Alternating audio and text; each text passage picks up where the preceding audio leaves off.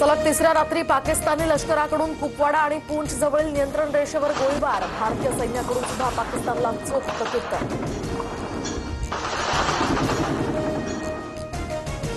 अरुणाचल प्रदेशातील लोंगडिंग या जिल्ह्यातील पंचाव भागामध्ये चकमक, तर 3 दहशतवादी ठार, 4 शस्त्रांसह दारुगोळाही जप्त।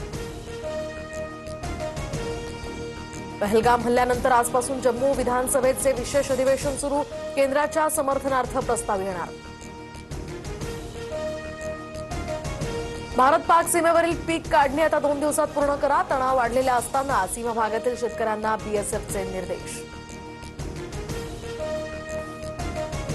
पहलगाम हल्ल्यानंतर सीएसएमटी आणि पुणे स्थानकावर सुरक्षा यंत्रणा अलर्टवर। स्थानकांवर आता आरपीएफ, जीआरपी, एमएसपी यासह एमएसएफ डॉग स्क्वॉडकडून संयुक्त गस्तीला सुरुवात। भारत आणि फ्रान्समध्ये 26 राफेल विमानांच्या खरेदीसाठी 63,000 कोटींचा करार। भारतीय नौदलाची ताकद यामुळे वाढणार। दहशतवादी AK-47 आणि M4 रायफलसह 20 ते 22 तास चालत बैसरन घाटीमध्ये पोहोचले। पहलगाम हल्ल्याबाबत सूत्रांची माहिती, अतिरेकी दुकानांच्या ठिकाणी थांबल्याची सुद्धा माहिती एनआयच्या तपासात समोर।